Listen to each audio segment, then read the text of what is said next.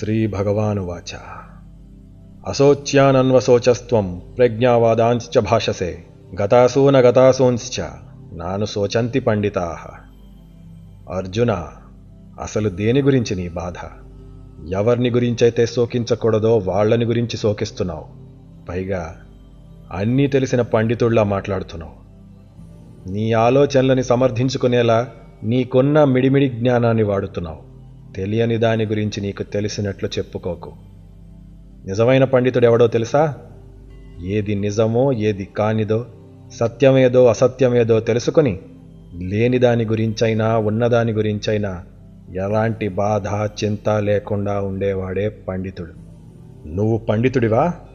ఒక పండితుడు ఉండని దాని గురించి ఉండదు కాబట్టి బాధపడడు, ఉన్నదాని గురించి ఉంది కాబట్టి బాధపడడు. ఎలా చూసినా బాధపడటానికి కారణం లేనివాడే పండితుడు. ఎప్పుడైతే కృష్ణుడు గురువుగా నిలబడ్డాడో భాష మారిపోయింది. నేరుగా సూటిగా ముందసలు అర్జునుడి మూఢత్వాన్ని, ఆలోచన విధానాన్ని, అందులోని లోపాన్ని కొరడాతో కొట్టినట్లు కొట్టాడు. అంతేకాదు, అసలు అతనికి అర్థం కాని లేక తెలిసినా ఇప్పుడు జ్ఞాపకం రాని తత్వాన్ని మొదలు పెడుతున్నాడు. అర్జునుడికొచ్చింది శోకం. శోకో నశ్యతే ధైర్యం, శోకో నశ్యతే శృతం, శోకో నశ్యతే సర్వం, నాస్తి శోకసమో రిపుః. శోకాన్ని పొందినవాడు ఆలోచన చేయలేడు. ఏది నిజమో ఏది కాదో తెలుసుకోలేడు. ఇక్కడ అర్జునుడికి తెలియని నిజమేమిటి? మనిషికి తెలియాల్సిన ఒకే ఒక్క నిజం, అది ఆత్మతత్వం. ఆత్మ గురించి చెప్పటం మొదలుపెట్టాడు. ప్రతివాడి ఉనికి యొక్క నిజమైన ఆచూకీ అదే. మనిషి చేసే పని, తీసుకునే నిర్ణయాలు, పడే బాధ, పొందే ఆనందం అన్నీ తాను పట్టుకున్న బంధాలకి, కట్టుకున్న ఆలోచనలకి, పెట్టుకున్న పేర్లకే చెందుతాయి. అన్నీ కూడా అజ్ఞానమే. ఆ అజ్ఞానంలో ఉన్నంతవరకు నిజం కనపడదు. కనిపించే వరకు పండితుడు కాలేడు. అందుకే పండితుడిలా మాట్లాడకన్నాడు. నీకు అసలు విషయం తెలియదు. నిజమని ఒకటి ఉంది. అది వీటన్నిటికీ అతీతం. అదే నీ లోపలున్న ఆత్మ. సాంఖ్యం అంటే ఆత్మ గురించి చెప్పేది. ఆత్మకి, శరీరానికి సంబంధించిన జ్ఞానం, primary knowledge of who are you. నువ్వు ఎవరు, నువ్వంటే ఏంటి? నీ శరీరం అనుకున్నావేమో. దీనితో సుఖాలు దుఃఖాలు అనుభవిస్తున్నావు కదా, ఇదే నేను అనుకుంటావు. నిద్రలో ఉండి కలకన్నావు, భయం వేస్తుంది, బాధ వేస్తుంది, కలలో కింద పడ్డావు, శరీరానికి నొప్పి కలిగిందా? నొప్పి మనసుకు తెలిసి నిద్ర మెలకు వస్తుంది, మరొంటి మీద గాయం లేదే. ఆ కలలో గాయపడింది ఎవరు? అర్జున, నువ్వంటే నీ కండలు తిరిగి ఉన్న శరీరము కాదయా. అది మొన్న తొడిగిన వస్త్రం. అంతకుముందు వేరొక శరీరంలో ఉన్నావు, రేపు మరొక దాంట్లో ఉంటావు. నువ్వు నువ్వే, శరీరాలు మారుతాయి. ఆ నువ్వేంటో తెలుసుకో. అసలు నువ్వు ఎవరి గురించి శోకిస్తున్నావు? తాతలు, తండ్రులు, స్నేహితులు, కొడుకులు, మనవళ్ళు అంటున్నావు కదా, అవన్నీ వాళ్ళ శరీరాలకు నువ్వు పెట్టిన పేర్లయా. నీకు నువ్వు వేసుకున్న సంకెళ్ళు. నీ ఆత్మకి వాళ్ళు ఏమవుతారు? ఒక్కసారి విడిగా నిలబడి చూడు. నత్వేవాహం జాతునాసం, నత్వం నేమే జనాధిపాః, నచైవన భవిష్యామః, సర్వే వయమతః పరం. నేను కాని, నువ్వు కాని, ఈ రాజులు కాని, బంట్లు కాని ఇవాళ ఉండి రేపు ఉండని వారు కాదు. మనం గతంలోనూ ఉన్నాం, ఇప్పుడు ఉన్నాం, భవిష్యత్తులో కూడా ఉంటాం.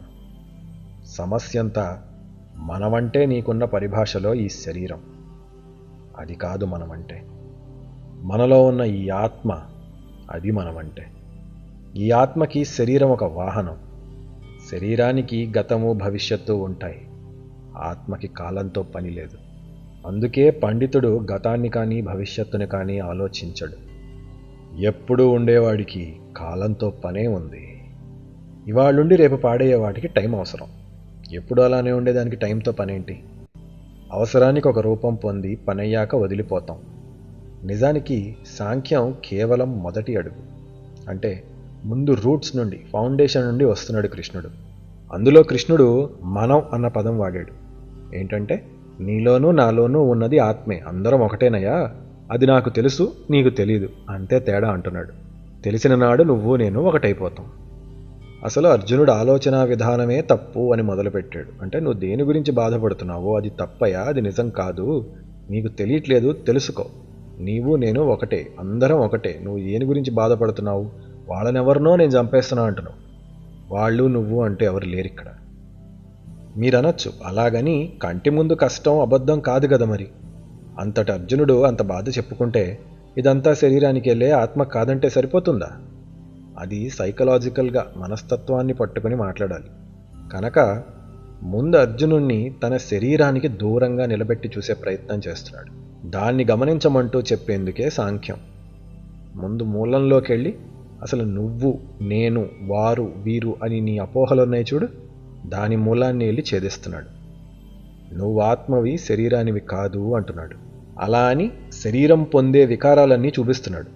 ఎందుకంటే అర్జునుడికి కలిగిన కష్టం ఆయన దృష్టిలో వాస్తవమే కదా. ఆ కష్టానికి మూలాన్ని భేదించాలి. అది తన ఆలోచన. అర్జున, నువ్వు పడే బాధ ఎప్పుడు నీ ఊహల్లోనే రూపం పొందుతుంది. నీ శోకంతో బలం పొందుతుంది. ఎలా? మనకి 10 ఇంద్రియములున్నాయి. వాటి వల్ల శబ్ద, స్పర్శ, రస, రూప, గంధములు కలిగాయి. నచ్చితే సంగీతం, నచ్చకుంటే రొద. ఇష్టపడి తాకితే ఆనందం, లేకపోతే అసహ్యం. రుచి నచ్చితే ప్రీతి, నచ్చకుంటే అప్రీతి. హాయినిస్తే సుగంధం, లేకపోతే దుర్గంధం, కంపు. అందంగా ఉంటే ఆహ్లాదం, లేకపోతే జుగుప్స. ఇవన్నీ బయట ప్రపంచంలో ఉన్న దాన్ని బట్టే నీ ఇంద్రియాలు స్పందిస్తాయి. అవి ఆ వస్తువులు ఉన్నంతసేపే ఉంటాయి. తర్వాత మరొక దాని మీదకి మనసు వెళ్ళిపోతుంది. మంచి వాసన రాగానే కంపుని మర్చిపోతాం. సుఖం రాగానే దుఃఖాన్ని మెల్లగా మర్చిపోతాం. అలాగే మరణం, అది కూడా ఒక పరిణామం మాత్రమే. దహించబడేది కనుకే దేహం.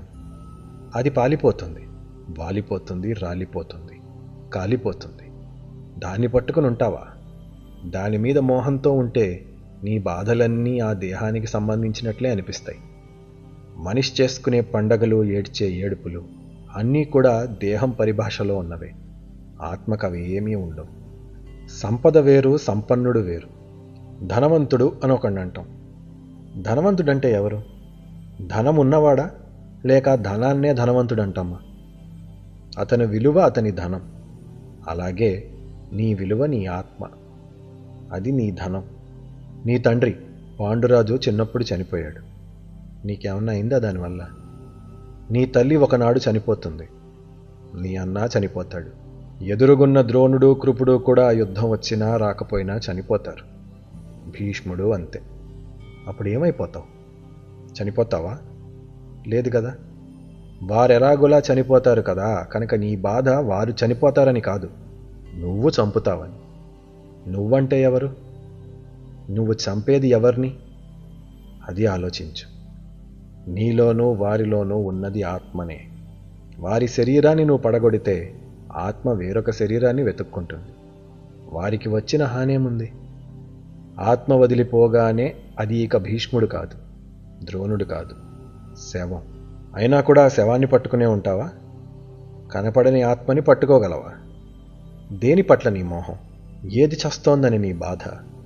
ఇక్కడ ఏంటంటే, భీష్ముడంటే ప్రీతి. భీష్ముడు అంటే ఎవరు? భీష్ముడు చనిపోయి పడున్నాడు అనుకో, ఆ శవాన్ని పట్టుకుని ఏడుస్తావా? ఇది నాదని. ఇంక చచ్చిపోయాడు కాబట్టి అది భీష్ముడు కాదు, శవం అయింది. మరింతకాలం నువ్వు దేన్ని ప్రేమించావు? ఆ భీష్ముడిలో ఉన్న ఆత్మని. అది బతికే ఉంది, వెళ్ళిపోయింది ఇంకో చోటికి. శరీరంతో ఎలాగో నీకు సంబంధం లేదు. ఇక ఈ రెండిట్లో దేని మీద నీ బాధ అని అడుగుతున్నాడు.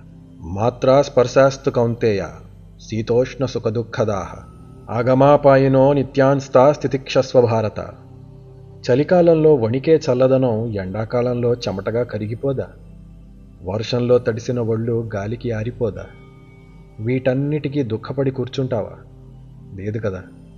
ఆ సుఖదుఖాలకి వంకలు పెట్టని నువ్వు, వాటికి సిద్ధపడి ఎదుర్కొన్న నువ్వు మరణానికి ఎందుకు ఏడుస్తున్నావు?